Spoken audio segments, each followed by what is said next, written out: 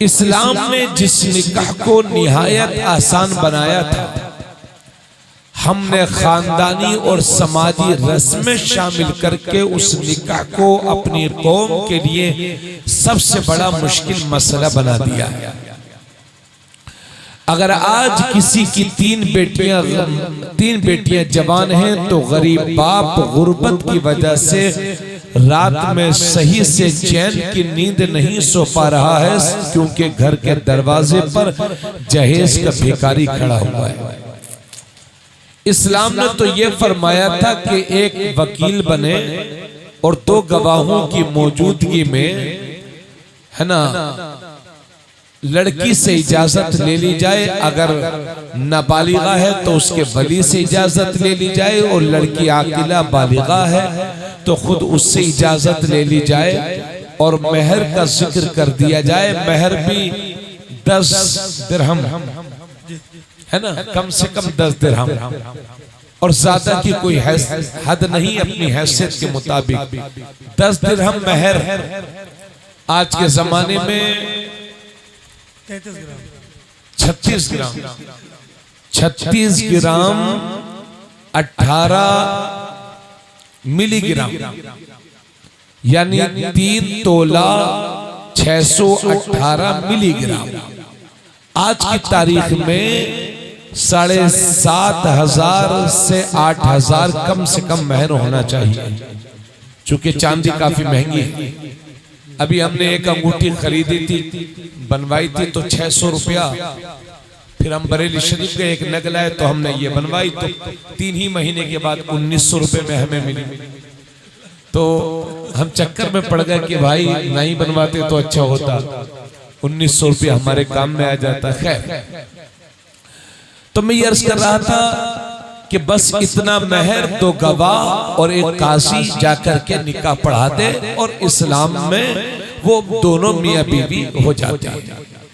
मगर हाय अफसोस, जिस निकाह को इस्लाम ने निहायत आसान बनाया था, आज हमने उसे इतना मुश्किल बना दिया है कि लोगों के लिए शादियां करना मुश्किल हो गई है, और जिना करना लोगों के लिए माज़अल्लाह आसान हो गया है।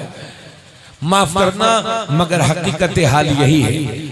मंगनी के नाम पर, चौथी के नाम पर, सलामी के नाम पर, और जी हल्दी के नाम पर जो गलत रस्में हमारे समाज में दाखिल हो गई है, मुझे ऐसा लगता है आगे चल के ये कहीं बिदअत की शक्ल न इख्तियार कर दी जाए। इसलिए मैं ये अर्ज कर रहा हूँ कि हमने खानदानी रस्मों को तो निभाया है, मगर हुजूर की सुन्नतों को हम भूलते जा रहे हैं। हजरात, बोलो सही बोल रहा हूँ कि गलत बोल रहा हूँ? तकरीर तो मेरा बहुत दिल है कि तफसील से करूँ, मगर ऐसा लगता है कि चूंकि मौसम बहुत ठंडा हो चुका है, और जितना भी है अल्लाह करम फरमाए, जो भी हो सके उसको जल्दी जल्दी सुन लिया जाए। तो हजरात, मेरे कहने का मतलब यह है कि हम मुसलमान तो हैं, लेकिन इस्लाम जैसा चाहता है वैसे मुसलमान नहीं है। मुसलमानों के लड़कों में 25 से 30% नौजवान वो हैं जो शराब, नशे और बियर के आदी होते चले जा रहे हैं। उन्हें कोई रोकने वाला नहीं है, कोई टोकने वाला नहीं है, ना ही वो अच्छे लोगों की सोबत में बैठते हैं कि किसी अच्छे की सोबत उन्हें अल्लाह का मुतीअ फरमा बरदार बना दे। तो हम मुसलमान तो हैं, लेकिन इस्लाम जैसा चाहता है वैसे मुसलमान न बन सके। इतनी बातें कहने के बाद अब आइए एक बात मैं आपके सामने अर्ज कर दूं। अल्लाह ने पहले फरमाया कुरान में, या अय्युहल्लज़ीना आमनू, ए ईमान वालो। उसके बाद फरमाया उदखुलू फिस्सिल्मी काफ़ा, इस्लाम में मुकम्मल तौर से दाखिल हो जाओ। हालांकि ईमान वाला उसको कहते ही हैं कि जिसने अल्लाह की तौहीद और हुजूर की रिसालत की गवाही ज़बान और दिल से दी हो, वो ईमान वाला है ना। तो अल्लाह हमें पहले ईमान वाला भी फरमा रहा है, और उसके बाद ये भी फरमा रहा है कि इस्लाम में मुकम्मल तौर से दाखिल हो जाओ। इसका मतलब क्या है? तो इसको आप इस तरह से समझें, ये मेरे हाथ में अंगूठी है, मैंने इसको निकाल करके गिलास में दाखिल कर दिया। तो ये अंगूठी गिलास में दाखिल हो गई, मगर ये दाखिल होना इतना आसान है कि मैं जब चाहूं हाथ डालूं अंगूठी निकाल करके बाहर कर दूं। हालांकि अंगूठी गिलास में दाखिल हो गई, मगर इसको कभी भी बाहर निकाला जा सकता है। अब ये पानी की एक बोतल है, इस पानी में आप कलर मिला दीजिए, रंग मिला दीजिए, फिर उस रंग को इस पानी से जुदा करने की कोशिश करिए, तो वल्लाह सुम्मा वल्लाह, न रंग पानी से जुदा हो, न पानी रंग से जुदा हो। बस यही मेरा अल्लाह आपसे चाहता है कि ऐ ईमान वालों, इस्लामी रंग में ऐसे रंग जाओ कि दुनिया की कोई ताकत तुमसे इस्लामी रंग न उतार सके। जिंदाबाद जिंदाबाद, कहिए सुभान अल्लाह। सिबगत अल्लाह वमन अहसनु मिनल्लाहि सिबगा, ये अल्लाह का रंग है और अल्लाह के रंग से बेहतर किसका रंग है? बाबू ये लाइट थोड़ा सा यार इधर उधर कर दो, मेरी डायरेक्ट आंखों पे लग रही है। हाँ हाँ हाँ, बस ठीक। ये अल्लाह का रंग है और अल्लाह के रंग से बेहतर किसका रंग है? इसलिए ए अहले ईमान, ए मोमिनीन, ए मुसलमानों, अल्लाह के रंग में रंग जाओ, रंगे इस्लाम में रंग जाओ, रंगे शरीयत में रंग जाओ, रंगे मोहम्मदी में रंग जाओ, और ऐसा रंग जाओ, ऐसा रंग जाओ कि दुनिया का कोई और रंग आप पर गालिब ना आने पाए। यानी आप दूसरों के रंग में ना रंगो, बल्कि इस्लामी रंग में ऐसे रंगो कि दूसरे आपके रंग में रंगने की कोशिश करें कि मोहम्मद से वफा तूने तो हम तेरे हैं, ये जहां चीज है क्या लोहो कलम तेरे। कहां गए कारी आशिक अली साहब? अरे भाई कारी आशिक साहब आ जाओ, आप माशाल्लाह आशिक अली हैं, जरा अच्छा लगेगा। हजरात, इतनी बातों के बाद अब मेरी बातों को आप सुने। हमने अपनी कौम का बहुत करीब से, इधर देखें, बहुत करीब से जायजा लेने की कोशिश की। हजरत कारी मौलाना शाह मोहम्मद साहब, हमने ये देखा है कि जब हमारे बच्चे 10 साल के हो जाते हैं तो हम उन्हें 100 रुपए दे देते हैं, जाओ बेटे बालों को कलर करवा लो। तो छोटे छोटे बच्चों को हमने हेयर स्टाइल में फंसा दिया। जिन बच्चों के हाथ में कलम और किताब होनी चाहिए, हमने उन्हें हेयर स्टाइल में फंसा दिया। जब हमारे बच्चे 13-14 साल के होते हैं तो हमने अपने कितने मुस्लिम नौजवानों को देखा है कि वो कान छिदवाकर उसमें बाली पहनने लगते हैं। अरे भाई, अल्लाह ने तुम्हें मर्द बनाया है तो मर्द बन के रहो, ये औरतों वाली आदतें आपके अंदर कहां से आ रही हैं? अल्लाह के नबी ने उन औरतों पर लानत फरमाई है जो मर्दों के स्टाइल को अपनाया करते हैं, और उन मर्दों पर लानत फरमाई है जो औरतों के अंदाज को अपनाया करते हैं। हजरात, इतनी बातों के बाद आगे बढ़े। जब हमारा बच्चा 15-16 साल का हो जाता है तो बाप बेचारा बाहर कमा रहा है, सऊदीया में है, कई महीने से घर नहीं आया। इधर ये 1 लाख रुपए का मोबाइल उसका बेटा खरीदता है, और जब तक 2-2.5 GB डाटा खत्म नहीं हो जाता, हमारे बच्चों को चैन की नींद नहीं आती। मुसलमानों के 90% नौजवान वो हैं जो 2-2 घंटा नहीं 3-3 घंटा मिल करके बैठ करके कई घंटे जो आजकल IPL के मैच चल रहे हैं वो देखा करते हैं। माफ करना, नमाज ईशा भारी पड़ रही है हमारी कौम को, और घंटों खेल में बर्बाद करना हमारी कौम के लिए कोई भारी नहीं रह गया है।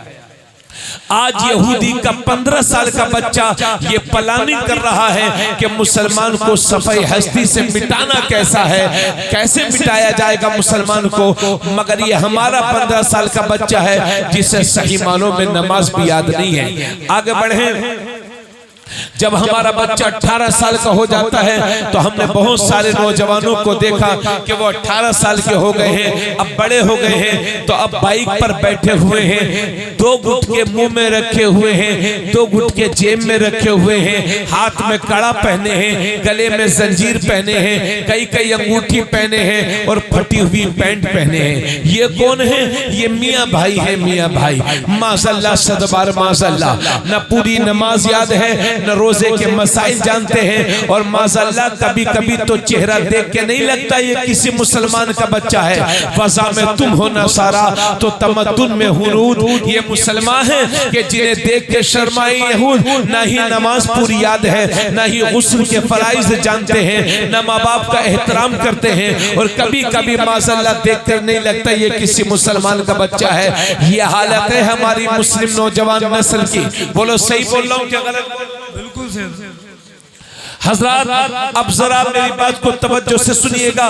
तस्वीर का एक रुख आपने समात कर लिया, अब जरा तस्वीर का दूसरा रुख समात कीजिए। कभी यहाँ, कभी वहाँ, कभी उधर, कभी इधर, चंद लोग मिलकर के हमारे बच्चों को जबरदस्ती घेर लेते हैं और कलिमाते कुफरिया कहलवाते हैं, शिरकी नारा लगवाते हैं। तो 4 महीने में मुसलमानों के बच्चों की मोब लिंचिंग कहीं ना कहीं हो ही जाती है।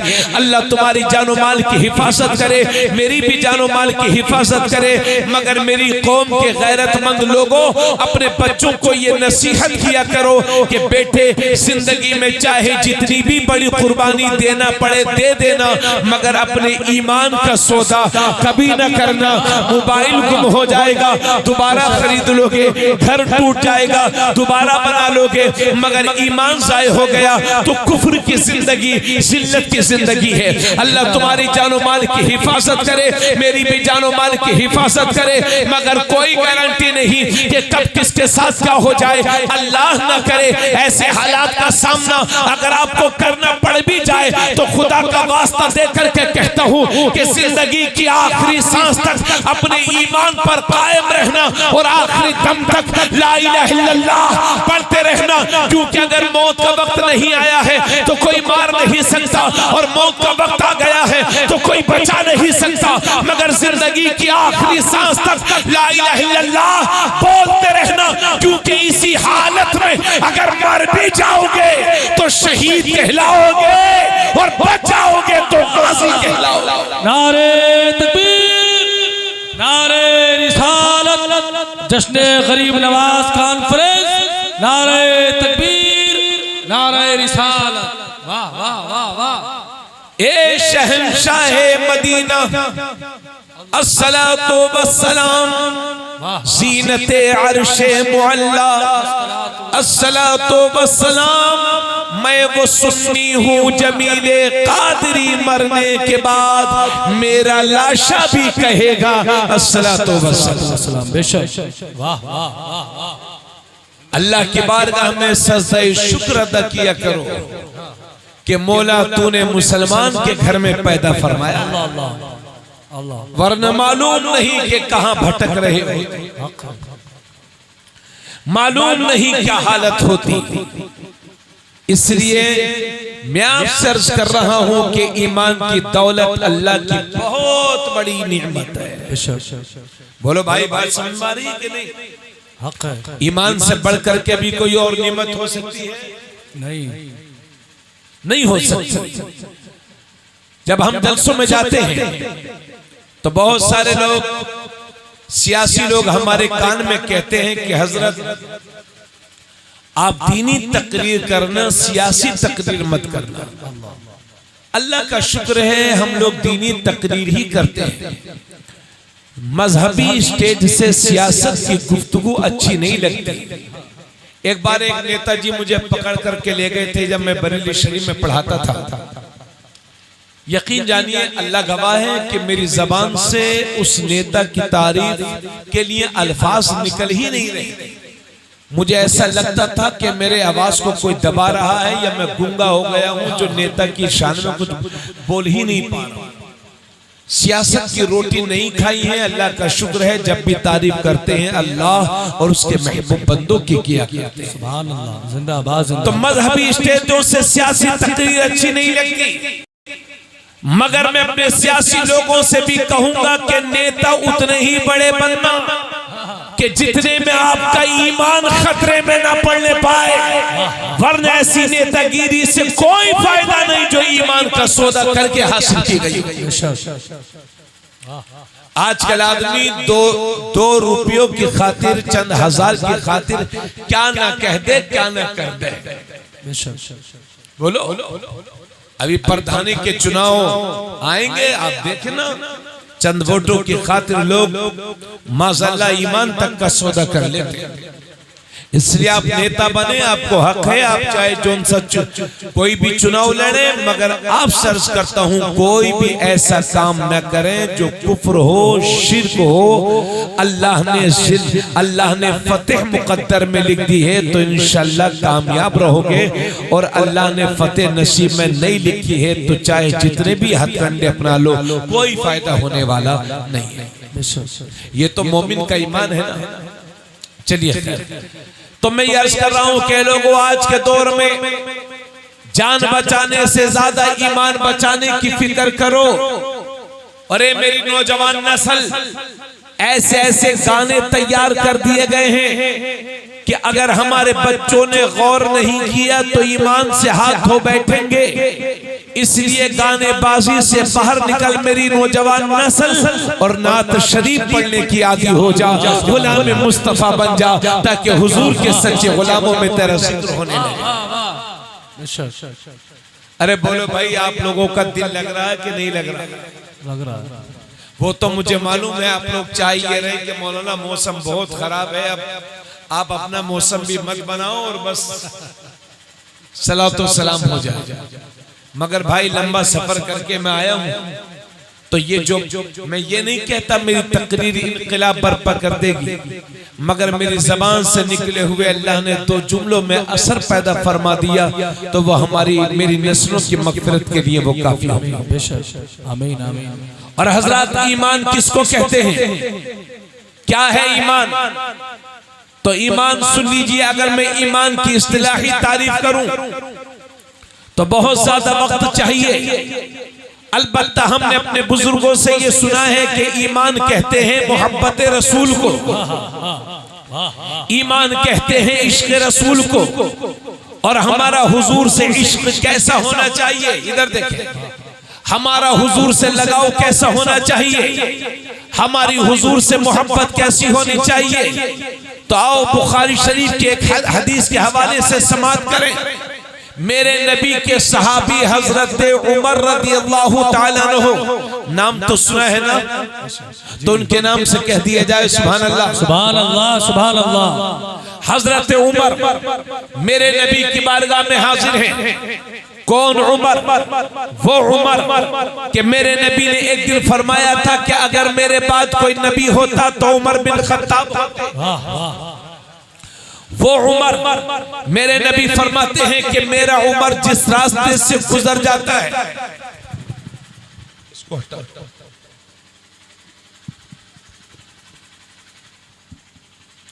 मेरा उमर जिस रास्ते से गुजर जाता है शैतान वो रास्ता छोड़ करके भाग जाता है।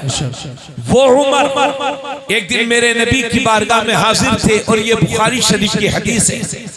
मेरे नबी ने इरशाद फरमाया, उमर ये बताओ कि तुम मुझसे कितनी मोहब्बत करते हो। हजरत उमर से नबी पूछ रहे हैं। तो सहाबी झूठ नहीं बोलते हैं, कोई भी सहाबी झूठा नहीं है। लिहाजा वो लोग सबक हासिल करें जो चाय के होटल पर बैठ करके हजरत अमीर मुआविया का जन्नती या दोज़खी होना साबित कर रहे हैं। ये जाहिल अनपढ़ बताएगा कि हजरत अमीर मुआविया जन्नती हैं कि माज़अल्लाह। ये हो गए हैं लोगों के हालात। इसलिए कभी भी सहाबा के खिलाफ एक जुमला के बारे में तसव्वुर तक न करना। हर सहाबी आदिल है, हर सहाबी जन्नती है। हजरत, तो हजरत उमर से मेरे नबी ने इरशाद फरमाया, उमर ये बताओ कि तुम मुझसे कितनी मोहब्बत करते हो। उमर कितनी मोहब्बत करते हो? तो हजरत उमर ने सच सच बयान कर दिया, या रसूल अल्लाह, मैं इस वक्त अपनी जो कैफियत महसूस कर रहा हूं वो ये है कि या रसूल अल्लाह, मुझे पहले अपनी जान अच्छी लगती है, फिर मुझे आप अच्छे लगते हैं। पहले क्या कहा? अपनी जान, या रसूल अल्लाह, फिर आप। अरे भाई, हजरत उमर ने कोई गैर फितरी बात नहीं कही थी। हर आदमी को अपनी जान अच्छी लगती है, हर आदमी को अपनी जान अजीज है। अगर आदमी बीमार हो जाता है तो सारी खेती बेच करके अपनी जान बचाने के चक्कर में रहता कि नहीं रहता, जान बच जाए, है ना। तो हर आदमी को अपनी जान अच्छी लगती है। आप लोग भी दोस्ती यारी में कह देते हैं कि अरे भाई तू क्या बात करता है, तेरे लिए तो जान हाजिर है, मगर उसी से 500 रुपए मांगिए तो उसी में उसकी जान निकल जाती है। तो कोई किसी को जानवान नहीं देता। अरे मेरी कौम की बेटियों, मेरी बहनों, मेरी माओ, उल्लू चलफम को गुंडों से बच के रहना, जो तुझे जान कह करके तेरी इज्जत पर हमला करना चाहते हैं। मेरी बहन, अगर तू किसी की जान है तो अपने बाप की, अगर किसी की जान है तो अपने भाई की, और शादी के बाद अगर किसी की जान है तो अपने शोहर की। लिहाजा लुच्चे लफम को गुंडों के चक्कर में ना पड़, ये तुझे जान कह करके तेरी इज्जत पर हमला करना चाहते हैं। मेरी बहन कनीज़े फातिमा बन करके जिंदगी गुजार। फातिमा वो है कि जब पुलसिरात से गुजरेंगी तो बातिने अर्श से निदा आएगी, महशर वालों गर्दनों को झुका लो, इसलिए कि 70,000 हूरों के झुरमुट में सैयदा फातिमा ज़हरा का गुजर होने वाला है। फातिमा वो है कि जिन्होंने मौत के वक्त वसीयत की थी कि ए लोगों, मेरे जनाजे को दिन में न उठाना, रात में उठाना, कहीं ऐसा न हो कि जनाजा दिन में उठे तो किसी अजनबी मर्द की नजर मेरे जनाजे पर पड़ जाए। अल्लाह अल्लाह अल्लाह, वो है फातिमा। इसलिए उस फातिमा की कनीज बन करके जिंदगी गुजार मेरी बहन। अगर बाहर निकलने की जरूरत पड़ा करे तो हिजाब लगाया करो, चेहरों को ढका किया करो। अच्छी औरत, इज्जतदार औरत वो है जो अजनबी मर्दों के सामने जाने से परहेज किया करती है। इसलिए कनीज़े फातिमा बन करके जिंदगी गुजारे हमारी माँ बहनें। तो मेरे नबी की बारगाह में हजरत उमर हाजिर हैं। नबी फरमाते उमर कितनी मोहब्बत करते हो? तो हजरत उमर अर्ज करते हैं, या रसूल अल्लाह, पहले अपनी जान अच्छी लगती है, फिर मुझे आप अच्छे लगते हैं। तो उसी दिन मेरे नबी ने इरशाद फरमाया था, ला युमिनु अहदुकुम हत्ता अकूना अहब्बा इलैहि मिन वालिदिही व वलदिही वन्नास अजमईन। मेरे नबी ने इरशाद फरमाया था, उमर तुम में का कोई भी शख्स उस वक्त तक मुसलमान हो ही नहीं सकता जब तक कि अपने माँ बाप से ज्यादा, अपनी औलाद से ज्यादा, सारे लोगों से ज्यादा, सारे रिश्तेदारों से ज्यादा जब तक कि कोई मुझसे मोहब्बत नहीं करेगा उस वक्त तक मुसलमान हो ही नहीं सकता।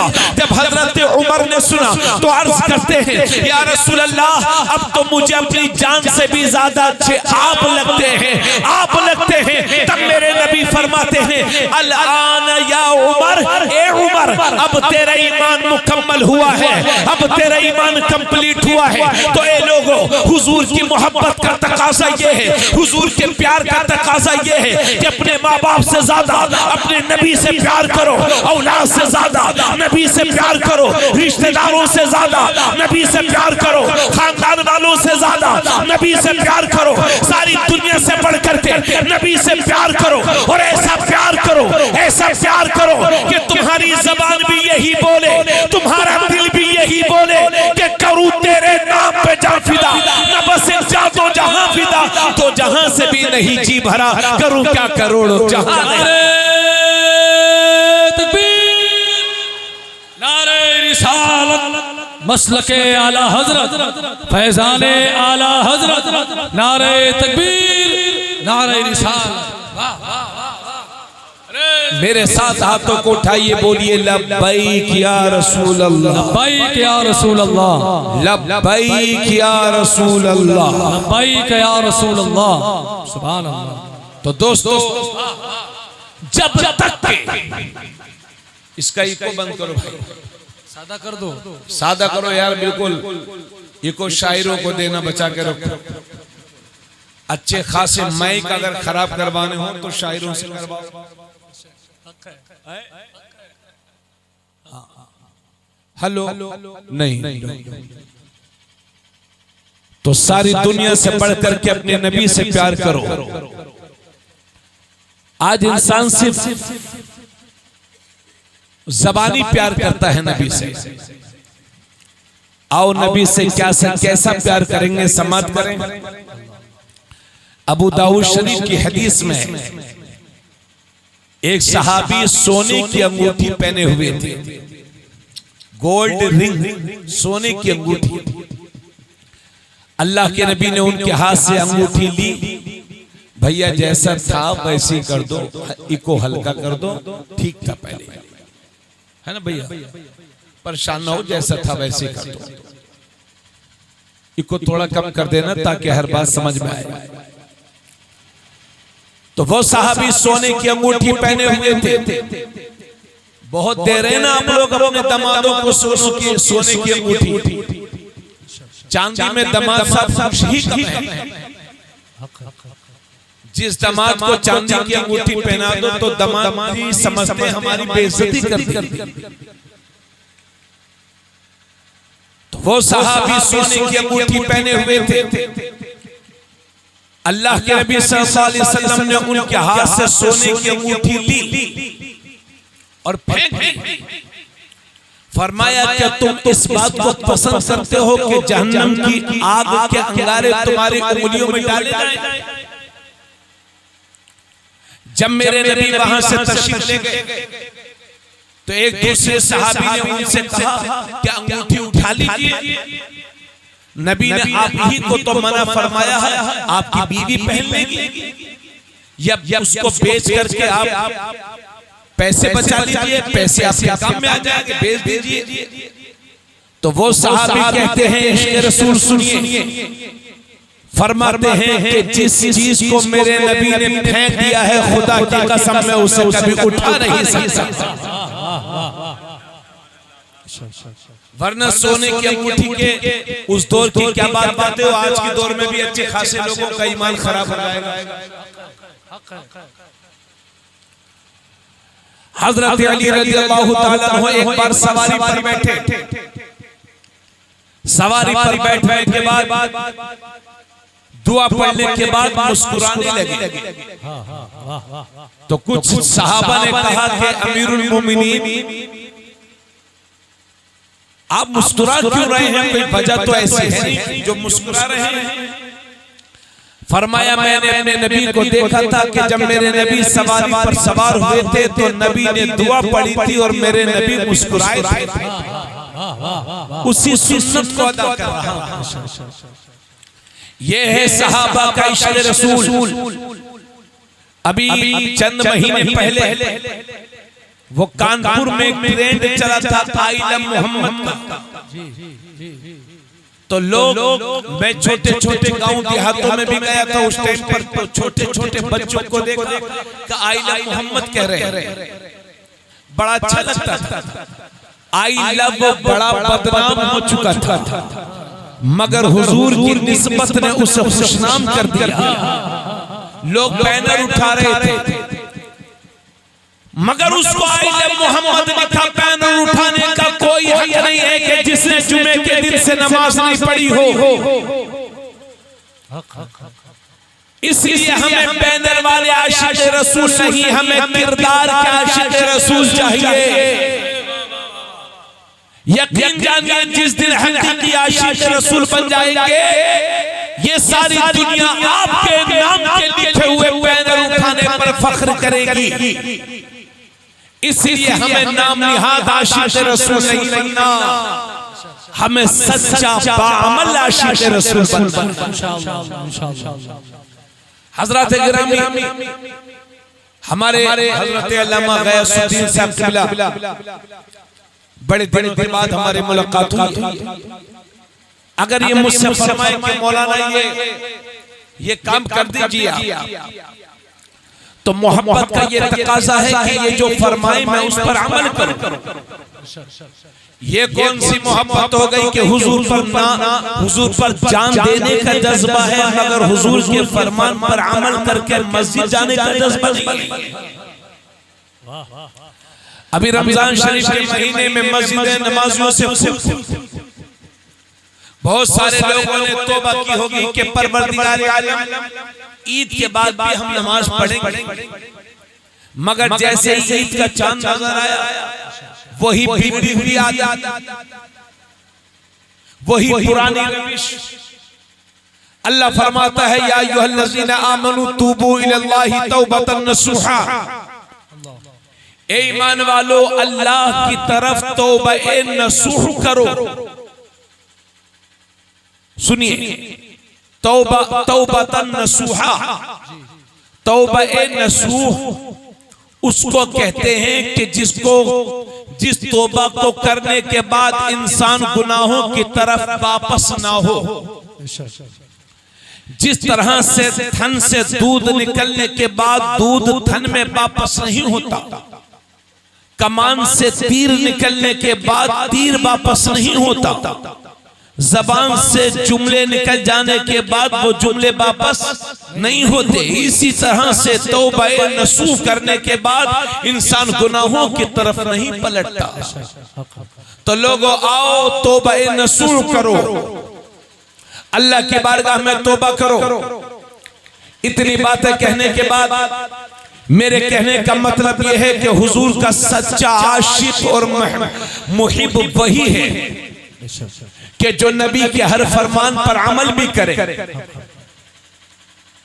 अब हजरत अल्लामा मौलाना गयासुद्दीन साहब अगर मुझसे कहें कि मौलाना ये बात बोल दीजिए और मैं हजरत की बात पर कान ना धरूं, तो दोबारा मुझसे कहेंगे हजरत ये भी बोल दीजिए, फिर भी मैं ना मानूं, तो तीसरी बार मुझसे कहेंगे कि हजरत मैं ये कह रहा था ये भी बोल दीजिए, फिर भी मैं ना मानूं, तो बोलो ये नाराज होंगे कि नहीं?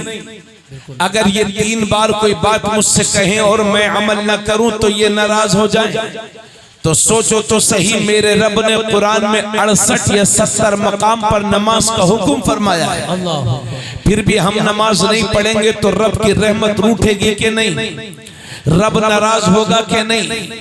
अल्लाह के नबी सल्लल्लाहु अलैहि वसल्लम फरमाते हैं जब तुम्हारे बच्चे 7 बरस के हो जाएं तो उन्हें नमाज का हुक्म करो, और जब तुम्हारे बच्चे 10 साल के हो जाएं तो उन्हें मार मार करके नमाज पढ़ाओ।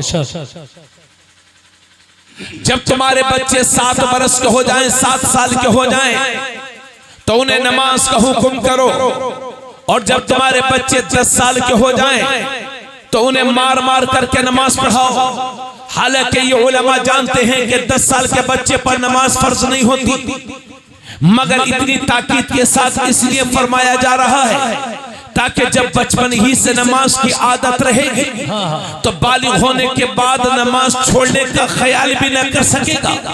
फिर सुन लीजिए, अल्लाह के नबी फरमाते हैं जब तुम्हारा बच्चा 7 बरस का हो जाए तो उसे नमाज का हुक्म करो, और जब तुम्हारा बच्चा 10 साल का हो जाए तो उसे मार मार करके नमाज पढ़ाओ, और जब तुम्हारा बच्चा 10 साल का हो जाए तो उसके सोने के बिस्तर को अलग अलग कर दो।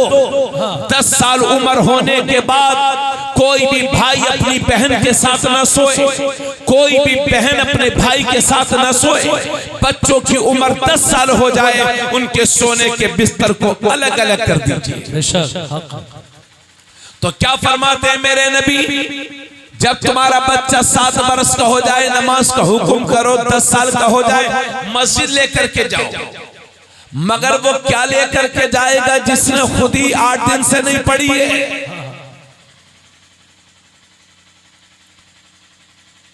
अरे भाई माफ करना, आ गया है गर्मियों का सीजन, हम ये देख रहे हैं कि जो आदतें दूसरी कौमों में थी वही आदतें धीरे धीरे मुसलमानों में आती जा रही है। बिल्कुल। अभी गर्मी के मौसम में सुन लेना मेरे भाई, हमने अपने कितने लोगों को देखा कि वो नेकर पहन के घूमते हैं, और कुछ लोग तो घर में चड्डी पहन के घूमते हैं। जवान बहनें हैं, बेटियां हैं, औरतें हैं, खवातीन हैं घर में, मगर लोग नेकर और चड्डी पहन के घूमते हैं घरों में, और उसके बाद बरकत की उम्मीद रखते हैं। रात के 2-2 बजे तक टीवियां चलेंगी, मोबाइल के जरिए से फिल्में देखी जाएंगी, और घरों घरों में बेहयाई होगी। तो कहां से हम तरक्की करेंगे, कहां से बरकतें आएंगी, कहां से हमारे बच्चे नेक होंगे। सूफी साहब आप जागे। हजरत आशिक भाई, मैंने कल ही एक हदीस पढ़ाई है मिशकात शरीफ में।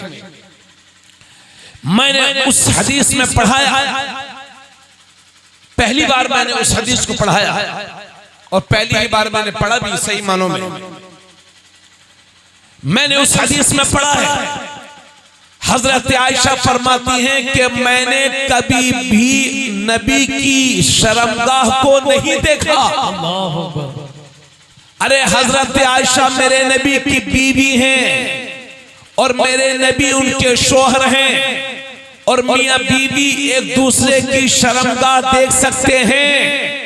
नाजायज व हराम नहीं है, मगर आला दर्जे का तकवा यही है कि बीवी की शर्मगाह की तरफ नजर ना की जाए, मर्द की शर्मगाह की तरफ औरत नजर ना करे। हजरत आयशा मेरे नबी की बीवी हैं, फरमाती हैं। और मैंने दूसरी हदीस में पढ़ा था कि नबी ने कभी भी नबी ने न हजरत अपनी बीवियों की शर्मगाहों को देखा, न किसी भी, न हजरत आयशा फरमाती हैं न मैंने अपने शोहर नबी की शर्मगाह को देखा। यह है आला दर्जे की मिसाल।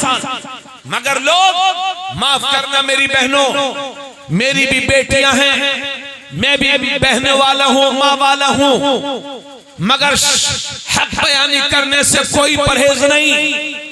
जब लोग नंगे होकर के, बरहना होकर के जब जिमा करेंगे तो बुजुर्गों ने लिखा है कि जब मियां बीवी बरहना होकर के जिमा करते हैं, सोबत करते हैं, तो औलाद बेशरम पैदा होती है। जब हमारी बुनियाद ही ठीक नहीं है तो कहां से हमारी औलाद नेक बनेगी। इसलिए आपको शुरू ही से इस बात पर तवज्जो देना है कि आप अपने घर में हया का ख्याल रखें। अरे बोलो भाई, थक गए यार आप लोग। क्यों भाई सब थक गए क्या हैं? अरे कभी कभी जलसे होते हैं, ख्वाजा साहब एक कुरान शरीफ दिन में खत्म करते थे, एक रात में खत्म किया करते थे। गौसे पाक के बारे में नहीं सुना कि ईशा के वजू से फजर की नमाज 40 साल पढ़ी है और आखिरी उम्र के 15 साल वो गुजरे कि एक पैर का सहारा लेकर के खड़े हो जाते थे, रुकू में तब जाते थे जब पूरा कुरान करीम खत्म करके मुकम्मल कर लिया, जब तिलावत करके मुकम्मल कर लिया करते थे। सबा सनाबिल शरीफ में मीर अब्दुल वाहिद बिलग्रामी ने लिखा है कि ख्वाजा गरीब नवाज की रूहानियत का आलम आखिरी उम्र में यह था कि अक्सर निगाहें नीची रहती थी, मगर जब कभी भी नजर उठती थी और पहली नजर जिस पर पड़ जाती थी वो अल्लाह का वली हो जाया करता था। तो हमारे बुजुर्गों ने रातें गुजारी, तो ये उनकी मोहब्बत की बातें हैं। थोड़ा सा टाइम दीजिए, है ना, ये जिंदगी के बेशकीमती लम्हे हैं। कहिए सुभान अल्लाह, सुभान अल्लाह। मेरे साथ मिलकर के पढ़े सल्लल्लाहु अलैहि वसल्लम, सल्लल्लाहु अलैहि वसल्लम, सल्लल्लाहु अलैहि वसल्लम, सल्लल्लाहु अलैहि वसल्लम, सल्लल्लाहु अलैहि वसल्लम, सल्लल्लाहु अलैहि वसल्लम। तो आप मुझे बताएं, आप अपने घरों में ये ख्याल। अच्छा, हमने बहुत सारे नमाजियों को भी देखा है जो 5 टाइम की नमाज पढ़ते हैं और जैसे ही मई जून की गर्मी आई तो उन्होंने चारपाई निकाली, पेड़ के नीचे बिछाई और मियाँ जी, चाचा जी ने लुंगी ऊपर करी और मियाँ जी सो रहे हैं। चाचा जी ऐसे हमने बहुत देखे। नमाज एक टाइम की नहीं छूटेगी, मगर माज़अल्लाह नेकर खूब पहने रहेंगे।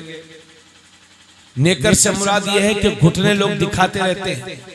अरे भाई, जब इतना पहनते हो अपनी खुशी के लिए तो घुटनों से नीचे तक पहन लिया करो, रब की खुशी के लिए। इसलिए आप अपने घरों में रहें। मैंने परसों ही हदीस पाक पढ़ाई है कि आदमी तन्हा भी किसी कमरे में अकेला हो तब भी उसे बरहना नंगा नहीं रहना चाहिए, इसलिए कि परवरदिगार इस बात का ज्यादा मुस्तहिक है कि हम उससे शर्म करें। तो ये देखिए, नाफ से लेकर के घुटने तक का ये हिस्सा, ये सत्रे औरत कहलाता है, जिसको छुपाना फर्ज है। कितनी भी अरे भाई, जून की गर्मी कोई जहन्नम की आग से ज्यादा थोड़ी है। तो जून की गर्मी के लिए आप माज़अल्लाह घुटने दिखा रहे हैं। और बहुत सारे हमारे भाई लोग खेतों में जाते हैं, पानी लगाना होता है तो वो भी यही करते हैं। ठीक है, आप पानी लगाते हैं, मैं समझता हूं, मगर वहां भी घुटने ना दिखाइए, है ना। घुटने दिखाने वाला भी गुनाहगार है और जो देखेगा वो शख्स भी गुनाहगार है। इसलिए आप सर्च करता हूं कि अपने घरों में इस्लामी माहौल बनाएं, है ना। और ये बेपर्दगी, ये जो हमारे मर्द लोग किया करते हैं, ये अच्छा नहीं है। किसी के घर में क्या होता है यार, छोड़ो, दुनिया क्या करती है, रहने दीजिए, आप अपने रास्ते पर चलिए। तो आका करीम सल्लल्लाहु अलैहि वसल्लम फरमाते हैं, जब तुम्हारे बच्चे 7 बरस के हो जाएं तो उन्हें नमाज का हुक्म करो, और जब 10 साल के हो जाएं तो उन्हें मार मार करके नमाज पढ़ाओ। मेरे नबी फरमाते हैं कि हर चीज की एक पहचान होती है, और ईमान की पहचान नमाज है। ईमान की पहचान नमाज है। अल्लाह के नबी सल्लल्लाहु अलैहि वसल्लम फरमाते हैं, जो शख्स सुबह सुबह बाजार की तरफ जाता है तो वो शैतान का झंडा लेकर के जाता है, और जो सुबह सुबह मस्जिद की तरफ जाता है तो वो अल्लाह के दीन का झंडा लेकर के जाता है। अब ये फैसला आपको और हमें करना है कि सुबह उठने के बाद हमें शैतान का झंडा उठाना है या अपने नबी के दीन का झंडा उठाना है। मेरे नबी ने हजरत अली से फरमाया था, ए अली, 3 कामों में कभी देर मत करना। जब नमाज का वक्त हो जाए तो नमाज की अदायगी में देर मत करना, जब जनाजा तैयार हो जाए तो नमाज जनाजा पढ़ने में देर मत करना, और जब किसी बेवा का विधवा का मुनासिब रिश्ता मिल जाए तो हुजूर फरमाते हैं, निकाह करने, बेवा का निकाह करने में देर मत करना। फिर से सुन लीजिए, मेरे नबी ने हजरत अली से फरमाया था, ए अली, 3 कामों में कभी देर मत करना। जब नमाज का वक्त हो जाए तो नमाज की अदायगी में देर मत करना, जब जनाजा तैयार हो जाए तो नमाज जनाजा पढ़ने में देर मत करना, और जब किसी बेवा का विधवा का मुनासिब रिश्ता मिल जाए तो उसका निकाह करने में देर मत करना।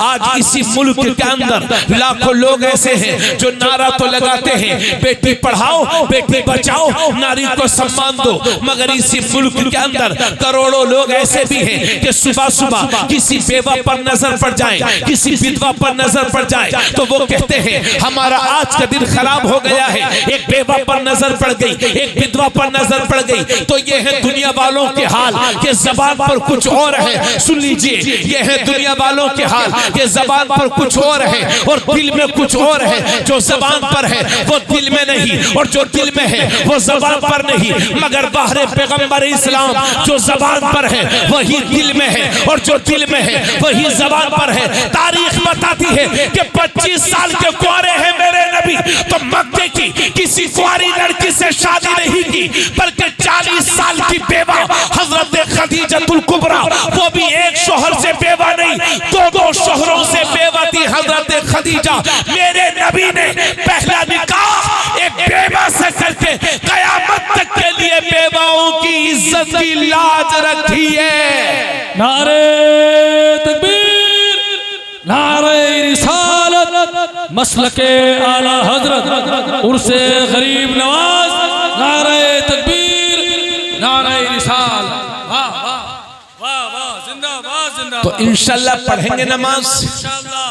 हाथों को उठाकर बताएं अरे इंशाल्लाह। अरे उठा दो, हमें मालूम है, लेकिन उठा दो इंशाल्लाह इंशाल्लाह। भाई साहब बहुत सोच समझ के काम कर रहे हैं आप, हमें उठाइए, इंशाल्लाह कहिए इंशाल्लाह इंशाल्लाह नमाज का एहतमाम करेंगे इंशाल्लाह माशाल्लाह। इस्लाम और कुफ्र के दरमियान सबसे बड़ा फर्क नमाज ही का तो है। मुश्रिक की पहचान यह है कि वो दर बदर झुकता है, हाँ, और मोमिन की पहचान यह है कि वो सिर्फ खुदा के लिए झुकता है। आइए, सड़क तैयार हो चुकी है, अब आप तशरीफ लाएं सड़क।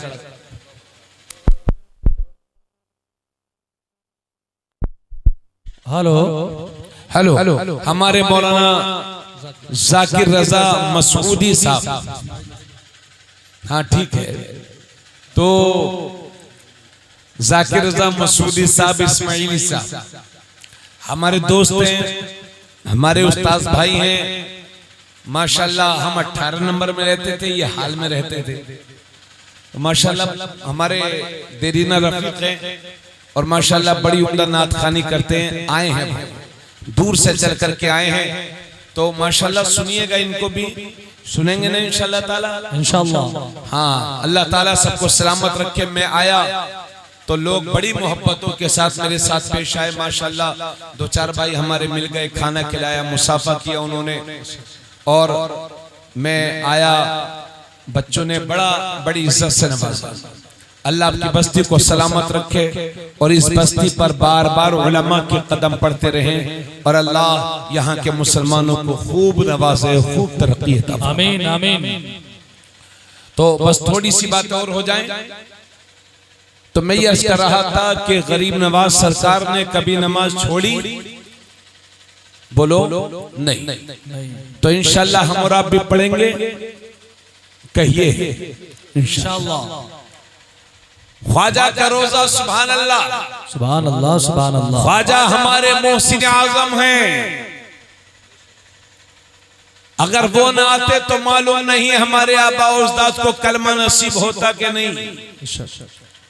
और एक बात मेरे जहन में कभी कभी आती है, वो मैं खुद ही उसका मूजिद हूं, कि देखो भाई, हिंदुस्तान में ख्वाजा गरीब नवाज से पहले सरकार सैयदना सलार मसूद गाजी तशरीफ लाए।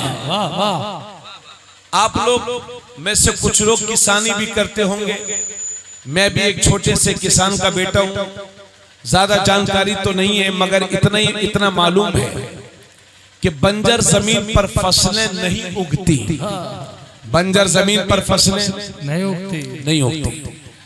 अगर हमें दाना चाहिए, गल्ला चाहिए, अनाज चाहिए, गंदम चाहिए, फसलें चाहिए, तो जमीन को जोतना होगा, हमवार करना होगा, क्योंकि बंजर जमीनों पर फसल नहीं उगती। और जब जमीन हमवार हो जाए तो उसमें दाना डाला जाएगा, बीज बोया जाएगा, फिर वो फसल तैयार होने की दहलीज पर पहुंच जाएगी, शुरू हो जाएगी तैयार होना। अब जब फसल तैयार हो रही है, दाना पकने वाला है या पक चुका है, आपके घर तब तक नहीं जाएगा जब तक कीड़ा मार दवा इस्तेमाल नहीं करेंगे। अगर ऐसे ही छोड़ देंगे तो कीड़े फसल को खा जाएंगे और आपके घर दाना नहीं पहुंच पाएगा। इस तमहीद के बाद मुझे कह लेने दिया जाए कि हिंदुस्तान की सरजमीन पर जब इस्लाम के लिए जमीन तैयार करने की बारी आई तो बहराइच के सैयदना सलारे मसूद गाजी ने अपनी जान दे करके, लहू दे करके इस मुल्क में इस्लाम के लिए जमीन तैयार की है। और जब मुल्क में इस्लाम के लिए जमीन तैयार हो गई तो उस तैयार शुदा जमीन पर इस्लाम की फसल उगाने के लिए अल्लाह ने ख्वाजा गरीब नवाज को भेज दिया। और कहीं ऐसा ना हो कि पकी पकाई फसल को कीड़े मकोड़े खा जाए, तो उन कीड़ों मकोड़ों को मारने के लिए अल्लाह ने बरेली की धरती पर इमाम अहमद रजा खान को पैदा फरमा दिया। नारे तकबीर, नारे रिसालत, मसलके आला हजरत उर्से गरीब नवाज। नारे तकबीर, नारे रिसालत, नारे हैदरी। फैजान सरकार मसूद गाजी सैयदी सालार मसूद गाजी। नारे तकबीर, नारे रिसालत। अल्लाह का शुक्र है, इसीलिए हम अहले सुन्नत सैयदना सलार मसूद गाजी से भी मोहब्बत करते हैं। ख्वाजा गरीब नवाज से भी मोहब्बत करते हैं और हम इमाम अहमद रजा से भी बेपनाह मोहब्बत करते हैं। और मेरी बात तो साफ सुथरी बात यही है, मैं कभी कभी कहा करता हूं कि दामन इमाम अहमद रजा थाम लो, हर बुजुर्ग की कुर्बत नसीब होगी, है ना, हर बुजुर्ग की कुर्बत नसीब होगी। इसलिए कि हमने खानकाही निजाम देखा तो इस नतीजे पर पहुंचे हैं कि देवा शरीफ भी वही जाते हैं जो अजमेर शरीफ जाते हैं, बहराइच शरीफ भी वही जाते हैं जो किचोचा शरीफ जाते हैं, बरेली शरीफ भी वही जाते हैं जो कलियर के साबिर पिया के आस्थाने पर हाजिर देते हैं। कहने का मतलब यह है इमाम अहमद रजा के मानने वाले की क्वालिटी ये है कि वो सारे वलियों से मोहब्बत करता है, हर वली से मोहब्बत करता है, हर अल्लाह के नेक बंदे से मोहब्बत करता है। इसलिए तो मैं कहता हूं कि जो देवा के वारी से पाक का नहीं, वो सैयदुना सरारे मसूद गाजी का नहीं, जो मसूद गाजी का नहीं, वो किचोचा के मखदूम का नहीं, और जो किचोचा के मखदूम का नहीं, वो कलियर के साबिर पिया का नहीं, जो साबिर पिया का नहीं, वो इमाम अहमद रजा का नहीं, जो इमाम अहमद रजा का नहीं, वो निजामुद्दीन औलिया का नहीं, जो निजामुद्दीन औलिया का नहीं, वो ख्वाजा गरीब नवाज का नहीं, जो ख्वाजा गरीब नवाज का नहीं, वो बगदाद के गौस का नहीं, जो बगदाद के गौस का नहीं, वो करबला के हुसैन का नहीं, जो इमाम हुसैन का नहीं, वो मौला अली का नहीं, जो मौला अली का नहीं, वो हजरत उस्मान गनी का नहीं, जो हजरत उस्मान गनी का नहीं, वो उमर बिन खत्ताब का नहीं, जो उमर बिन खत्ताब का नहीं, वो हजरत अबू बकर सिद्दीक का नहीं, जो अबू बकर सिद्दीक का नहीं, वो नबी का नहीं, और जो नबी का नहीं वो किसी का नहीं। नारे हैदरी, नारे तकबीर, नारे रिसालत, मसलके आला हजरत, नारे तकबीर, नारे रिसालत।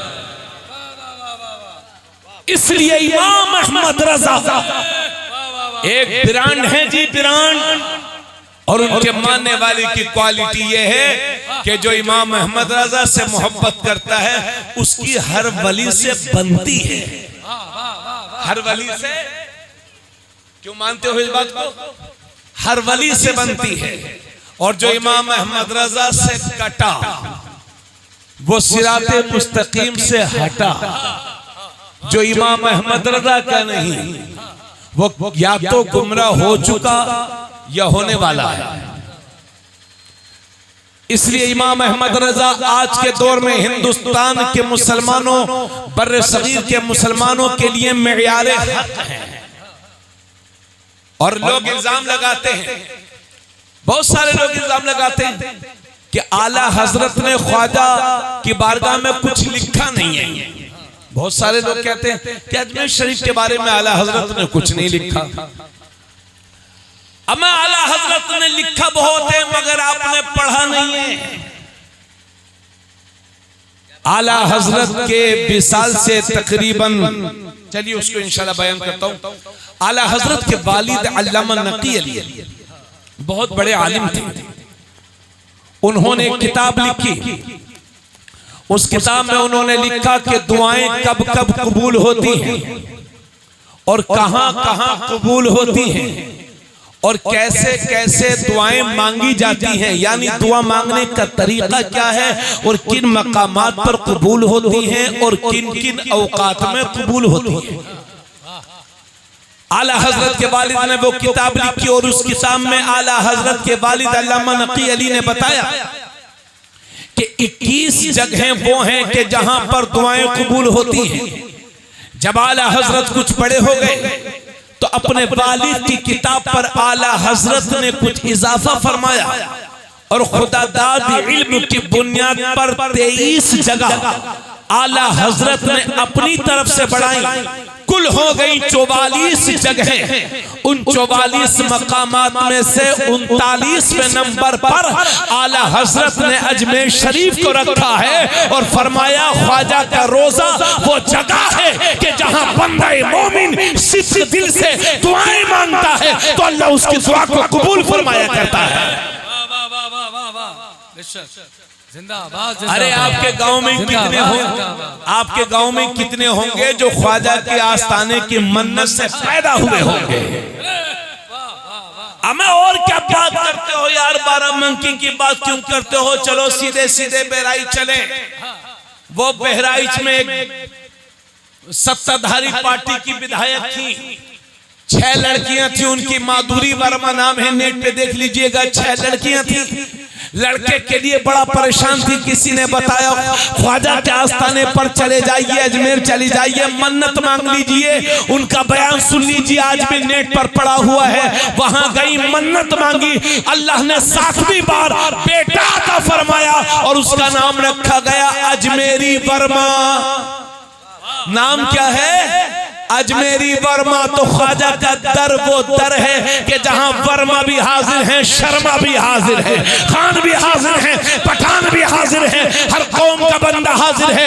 हिंदुस्तान के मुख्तलिफ हिस्से के लोग उनसे मोहब्बत करते हैं। और हो क्यों नहीं, वाइसराय लॉर्ड कर्जन ने कहा था, ये कौन है वाइसराय लॉर्ड कर्जन? हिंदुस्तान की सरजमीन पर हुकूमत करके गया था और जब यहां से वो वापस इंग्लैंड पहुंचा तो एक किताब लिखी, खुद लिखी। उसने उस किताब में लिखा कि मैंने हिंदुस्तान में बहुत कुछ देखा है, मगर सबसे बड़ी बात अगर इंडिया में देखी है तो वो ये देखी है कि अजमेर की एक कब्र पूरे हिंदुस्तान पर हुकूमत कर रही है। जिंदाबाद जिंदाबाद जिंदाबाद जिंदाबाद। हमें बहुत सारे, कहिए सुभान अल्लाह, सुभान अल्लाह सुभान अल्लाह। हमें बहुत सारे बदअकीदे भी जाते हैं, वहां चेक करने जाते हैं कि जन्नती दरवाजे से। एक सुन्नी को पकड़ लिया, एक वहाबी ने कहा कहां से आ रहे हो? जन्नती दरवाजे से। कि हदीस में है कि जन्नती आदमी के अंदर से तो खुशबू आती है। तो सुन्नी ने कहा बेवकूफ, ये पता नहीं कि खुशबू भी उसे आती है जो खुद जन्नती होता है। ये हिसाब लगा रहा है कि जन्नती दरवाजा आया कहां से। आला हजरत ने एक वाकया बयान फरमाया है जो अल-मलफूज शरीफ में आप लोगों ने पढ़ा होगा। बस खत्म कर रहा हूं। अल-मलफूज शरीफ में एक वाकया है कि भागलपुर का एक आदमी था, गरीब आदमी था, बिहार, भागलपुर बिहार में एक जिले का नाम है, जो हर साल अजमेर शरीफ आता था। उसके करीब में एक पड़ोसी था जो बड़ा मालदार था। उसका पड़ोसी था, बड़ा मालदार था, मगर बदअकीदा था, वहाबी था। जब जब ये हर साल अजमेर शरीफ जाता तो वो कहता, अरे क्या करने यार, हर साल अजमेर शरीफ जाते हो, क्या मिलता है वहां? तुम गरीब आदमी हो, पैसा बर्बाद करते हो, क्या करने जाते हो? तो उसने कहा सेठ जी ऐसे करिए, चलिए एक बार आप भी चलिए। अब ये भागलपुर का एक सुन्नी गरीब और साथ में है रईस वहाबी बदअकीदा। अब बदअकीदा तो बदअकीदगी के साथ ही जाता है ना। अब जब वहां पहुंचे अजमेर शरीफ तो देखा कि एक मलंग ख्वाजा के रोजे के चक्कर लगा रहा है और कह रहा है ख्वाजा 5 रुपए लूंगा और एक आदमी से लूंगा और 5 ही मिनट में लूंगा, न 6 लूंगा न 6 मिनट में लूंगा, 5 ही लूंगा, एक आदमी से लूंगा और 5 मिनट के अंदर अंदर लूंगा, 5 मिनट के अंदर 5 ही रुपया चाहिए। ये कहता जा रहा है और चक्कर लगाता जा रहा है। और ये जो वहाबी है ना, ये जो वहाबी है ये देख रहा है, ये देख रहा है कि कोई देता है कि नहीं देता, देता है कि नहीं देता। जब इसे लगा कि 5 मिनट होने वाले हैं और किसी ने नहीं दिया तो जेब से 5 रुपये निकाला और कहा ले फकीर, ये क्या देंगे, हमसे ले हमसे ले, ये क्या देंगे, ये कुछ नहीं दे सकते, हम देंगे तुझे, ये ले 5 रुपया। वो मलंग 5 रुपये जेब में रखता है और ख्वाजा के रोजे को चूम करके कहता है, वाह रे ख्वाजा, तेरी आजमत पर कुर्बान, आज तक तो अपनों से दिलवाते थे, आज इतने बड़े खबीस से भी दिलवा दिया। जिंदाबाद, अल्लाहु अकबर, या रसूल अल्लाह, या रसूल अल्लाह, जिंदाबाद जिंदाबाद, अल्लाहु अकबर, या रसूल। ये है हमारे ख्वाजा का रूहानी फैज। आज भी उनके तसर्रुफात जारी हैं। मुल्क में नफरतों का माहौल है, मगर हर महीने 2-4 मंत्री दरे गरीब नवाज को चूमने जाते ही हैं। अभी एक गए थे बिहार वाले 5-6 दिन पहले अपनी अम्मी हुजूर के साथ, तो जाते ही हैं। वो भी जानते हैं कि ये दर वो है कि जहां दुआएं कबूल होती हैं। और आला हजरत से एक सवाल हुआ, उसका मफहूम बता रहा हूं कि हजरत जिसका नाम गुलाम मुईनुद्दीन हो और वो सिर्फ मुईनुद्दीन लिखे और अजमेर शरीफ न कह करके सिर्फ अजमेर कहे, तो क्या ये खिलाफे अकीदे अहले सुन्नत है? तो आला हजरत ने फरमाया या तो वो इस वजह से कह रहा है कि वलियों का दुश्मन है, अजमेर कह रहा है। तो फरमाते हैं आला हजरत वलियों का दुश्मन है तो अल्लाह उससे ऐलान जंग फरमाता है। या इस वजह से कह रहा है कि वो वहाबी है, फरमाते हैं वहाबियत के बाद तो कोई शिकायत ही नहीं। तीसरी बात फरमाते हैं या इस वजह से कह रहा है कि वो नादान है, जानता नहीं। तो हुजूर फरमाते हैं जो जिहालत की वजह से अजमेर कह रहा है वो बेबरकता है, लिहाजा अजमेर शरीफ कहा करो। क्या ठीक है, अजमेर शरीफ कहा करो, अजमेर ना कहा करो। ये है आला हजरत जो जमाने वाले को सिखा रहे हैं कि अजमेर शरीफ कहना है कि अजमेर कहना है। तो ख्वाजा का मिशन वहां पर बैठे हुए खादिम आम नहीं कर रहे हैं, ख्वाजा के मिशन को आला हजरत ने आम किया, हर सुन्नी आलिम आम कर रहा है। समझ गए? इसलिए ख्वाजा को खुश करने के लिए जरूरी नहीं है कि खादिमों को नजराना दिया जाए। ख्वाजा गरीब नवाज की तरफ से मदरसों के बच्चों की खिदमत भी कर दोगे ये तो यह आपका बहुत बड़ा नजराना होगा जी। तो अजमेर शरीफ वो दर है जहां दुआएं कबूल होती हैं। वो आलमगीर हुज्जत, वो हजरत औरंगजेब आलमगीर, नाम तो सुना ही होगा, चूंकि वो बहुत बड़े आलिम थे। उन्होंने सुना था कि भाई वली जिंदा होते हैं। तो एक दिन गए अजमेर शरीफ, कहा ख्वाजा साहब जिंदों को सलाम करना सुन्नत है और जवाब देना वाजिब है। ऐलान करते हैं कि मैं सलाम करूंगा, अगर ख्वाजा के रोजे से मेरे सलाम का जवाब आता है तो ठीक है। ख्वाजा सबके सलाम का जवाब आवाज़ें बुलंद नहीं देते तो मैं तो शहंशाह हूं, मेरा तो देना ही चाहिए कम से कम। इस नियत के साथ सलाम करते हैं कि अगर जवाब नहीं आया तो मजार को तुड़वा दूंगा। इस नियत के साथ सलाम करते हैं अस्सलामु अलैकुम या ख्वाजा, तो जिंदा ख्वाजा जवाब देते हैं वालेकुम अस्सलाम या आलमगीर हुज्जती। एक बहस करने वाले आलमगीर वालेकुम अस्सलाम। तो आज भी उनके रूहानी तसर्रुफात जारी हैं। न हो आराम, जिस बीमार को सारे जमाने से उठाकर खाक ले आए वो उनके आस्थाने से। एक साहब से कहा जाता है कि अजमेर शरीफ जाइए, मगर वो कहते हैं टाइम मिलेगा तो जाएंगे, मना नहीं कर रहे हैं, टाइम मिलेगा तो पूरी दुनिया की सैर कर रहे हैं मगर टाइम मिलेगा तो वहां जाएंगे। बात ये नहीं है कि आप गए नहीं हैं, बात ये है कि आपको बुलाया ही नहीं है। इरादे रोज बनते हैं, बन के टूट जाते हैं। अजमेर वही जाते हैं जिन्हें ख्वाजा बुलाते हैं। उनके दर की हाजिरी बाइस खैर बरकत है। अब तकरीर के लिए तकरीर इख्तिताम पजीर और आखिरी बात कह करके मैं आपसे रुखसत हो रहा हूं और आपसे ये अर्ज कर रहा हूं मेरे अजीज, ख्वाजा की करामात आपने सुन ली, उनके तसर्रुफात का जिक्र सुन लिया, मगर ख्वाजा की रूह तब खुश होगी जब उनकी तालीम पर हम अमल करेंगे। आज हमारा अखलाक का आलम यह है कि एक शख्स को हम राहे रास्त पर न ला सके। ख्वाजा वो हैं कि जिनका अखलाक इतना मेयारी था कि 90 लाख लोगों को कलमा पढ़ा करके मुसलमान बना दिया। इसलिए मेरे अजीज मेरी बात सुन लो, याद रखना मेरे भाई, लोग हमारी बदअमलियों को देख करके इस्लाम से इतना दूर हो गए हैं कि ना वो हमारा कुरान पढ़ते हैं ना वो हमारी हदीस पढ़ते हैं। लोग हमें देखते हैं और इस्लाम को समझने की कोशिश करते हैं। इसलिए हमारे कांधों पर यह जिम्मेदारी है कि इतने अच्छे मुसलमान बन जाएं कि दुनिया हमें देख करके इस्लाम से सबक हासिल करे। मतलब यह है, और मैं तो कभी कभी कहता हूं जाकिर भाई कि हम लोग अपने घर से निकले, अपनी गाड़ी में बैठे, प्रोग्राम में पहुंच गए, यानी मुसलमानों से निकले, मुसलमानों में पहुंचे, मुसलमानों में तकरीर कर रहे हैं, मुसलमानों से मुसाफा करेंगे, फिर मुसलमान के साथ मुसलमानों में चले जाएंगे। समाज में आप रहते हो, दुनिया के दूसरे धर्म के लोगों के साथ बिजनेस में पार्टनरशिप आपकी है। अगर आपकी मार्केट में दुकान है तो खुदारा किसी के साथ गद्दारी न कीजिए, फरेबकारी न कीजिए। अगर पड़ोस में आपके कोई भी गैर मुस्लिम किसी भी धर्म का बंदा रहता है तो उसको सताइए नहीं, उसके जान और माल के लिए आप खतरा ना बनिए। मेरे नबी ने 3 बार फरमाया, अल्लाह की कसम वो मुसलमान नहीं, अल्लाह की कसम वो मुसलमान नहीं, अल्लाह की कसम वो मुसलमान नहीं। सहाबा ने अर्ज़ किया, या रसूल अल्लाह कौन?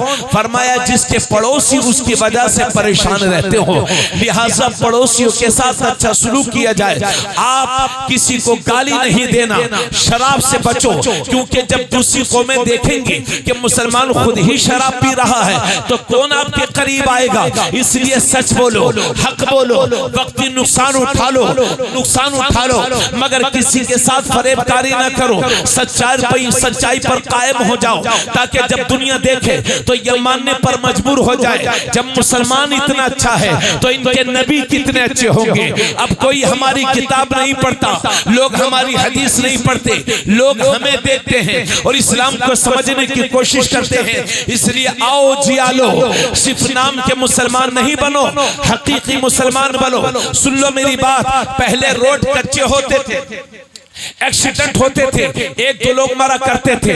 आज एक्सप्रेस वे बन गए हैं, पूरी की पूरी गाड़ी पलटती है और पूरी की पूरी फैमिली खत्म हो जाती है। आपके इसी गांव के कब्रिस्तानों में ऐसे ऐसे लोग भी आराम फरमा रहे हैं कि जब वो इस गांव में बोलते थे तो 4 आदमी उनकी बात को सुना करते थे। किसी को हिम्मत नहीं थी जो उनकी बात को काट देता, मगर जब उनकी आंखें बंद हो गई तो उनके पोते को भी ये खबर नहीं है कि मेरे दादा की कब्र कहां है, कि आपने जवानों को मरते नहीं देखा, कि आपने बूढ़ों को मरते नहीं देखा। जब मौत सच है तो फिर हम आंखें क्यों बंद करके बैठे हैं। हजरत उस्मान गनी जब किसी कब्र को देखते थे तो इतना रोते थे, इतना रोते थे कि दाढ़ी आंसुओं से तर हो जाती थी। लोग कहते थे कि हुजूर आपके सामने जहन्नम का जिक्र होता है मगर आप इतना नहीं रोते, लेकिन जब कब्र को देखते हैं तो इतना क्यों रोते हैं। तो हजरत उस्मान गनी का जवाब सुनिए, फरमाते हैं, ए लोगों, कब्र आखिरत की मंजिलों में से पहली मंजिल है,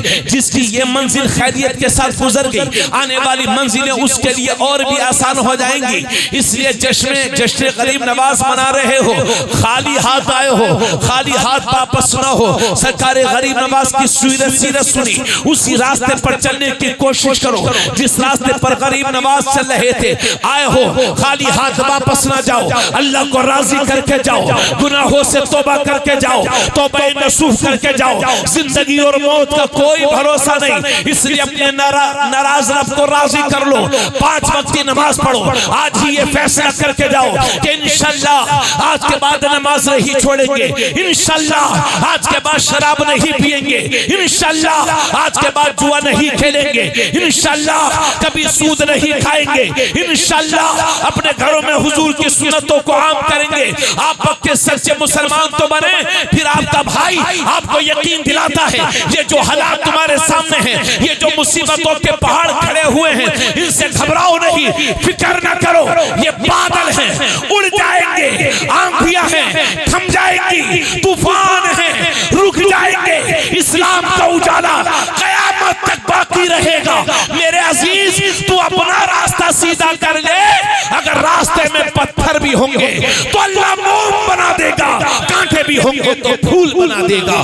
कि मोहम्मद से वफा तूने तो हम तेरे हैं, ये जहां चीज है क्या लोहो कलम तेरे हैं। अहले मोहब्बत, तुम्हारी मोहब्बतों का बहुत बहुत शुक्रिया। दिली दुआएं परवरदिगार हम सबको अमल की तौफीक बख्शे। व मा अलैना इल्लल बलाग। अस्सलामु अलैकुम व रहमतुल्लाह।